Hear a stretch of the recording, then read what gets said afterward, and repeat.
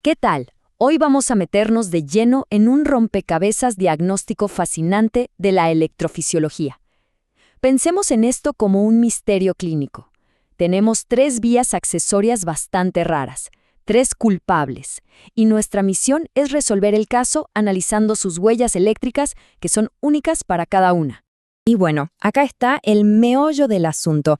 ¿Cómo hacemos para distinguir con seguridad entre una vía tipo Mannheim, una taquicardia de Kummel y una vía fascículo-ventricular? La verdad es que no se ven todos los días, pero saber identificarlas es absolutamente fundamental. El reto es grande porque, aunque a primera vista podrían parecerse, su comportamiento eléctrico y por lo tanto su tratamiento son súper diferentes. Un diagnóstico equivocado nos puede llevar a una terapia que simplemente no va a funcionar. Así que, vamos a desglosar todas las pistas una por una. Muy bien, llegó el momento de presentar a nuestros tres sospechosos. Cada uno, como dijimos, tiene una firma eléctrica muy particular, un modus operandi que tenemos que aprender a reconocer. Vamos a verlos en detalle. A ver, nuestro primer sospechoso, la vía tipo Mannheim. Su identidad es una vía atriofascicular. Pero su característica principal, y ojo que esto es clave, es que solo conduce hacia adelante, o sea en sentido anterógrado, y lo hace con decremento. ¿Qué significa esto? Que su conducción se va haciendo más lenta a medida que aumenta la frecuencia. Segunda sospechoso en la lista, la taquicardia de Kummel, también conocida como PJRT. A diferencia total de Mannheim, esta vía es exclusivamente retrógrada, conduce desde el ventrículo hacia la aurícula. Y de forma parecida a Mannheim, su conducción también es lenta y decremental. Este es un punto central de su comportamiento. Y llegamos a nuestro tercer y último sospechoso, la vía fascículo-ventricular. Esta es básicamente una conexión directa desde el sistema His-Purkinje, ya sea el His o un fascículo, directo al músculo del ventrículo. Su conducción es anterógrada, pero a diferencia de Mannheim, es pasiva y no tiene propiedades decrementales. Se podría decir que es como un espectador inocente en todo esto. Bueno, ya con los sospechosos presentados, nuestra investigación arranca con la primera línea de evidencia que tenemos a mano casi siempre, las pistas que nos da el electrocardiograma de superficie.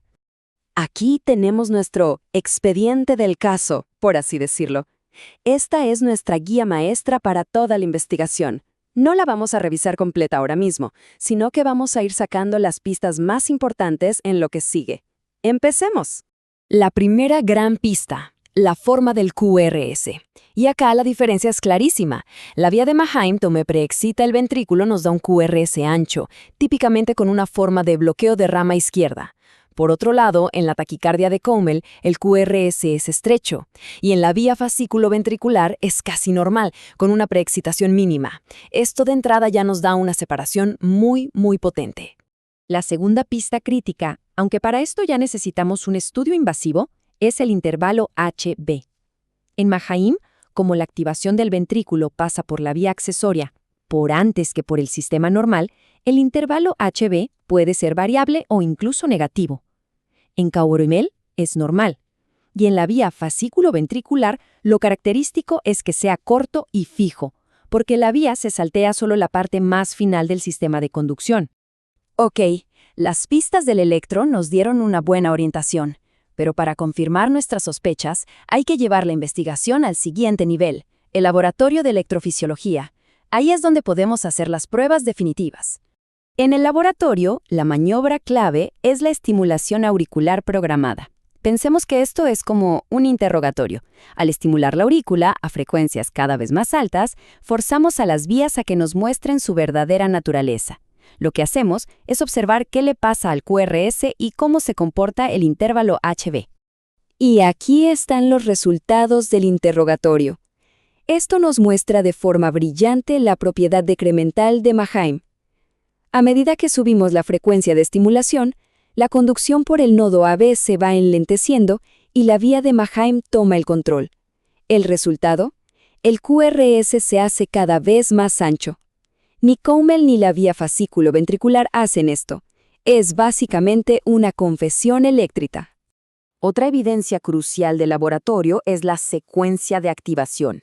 En Mannheim, Por la preexcitación, el electrograma del ventrículo, o sea, la V, se registra antes que el potencial del His. En los otros dos casos, la secuencia es la normal. El His se registra primero y después el ventrículo. Este hallazgo muchas veces sella por completo el diagnóstico de Mannheim. Y ahora, vamos a la prueba que a menudo es la definitiva, la que puede resolver el caso de forma rápida y contundente, la administración de adenosina. Primer resultado posible. Como las fibras de Mannheim tienen propiedades muy parecidas a las del nodo AB, la adenosina puede bloquear la conducción a través de ellas. Lo que veríamos es un bloqueo en la vía y que el QRS se normaliza por un momento. En la taquicardia de Connell, el circuito de la arritmia depende sí o sí del nodo AB para la conducción anterógrada. Entonces, es simple.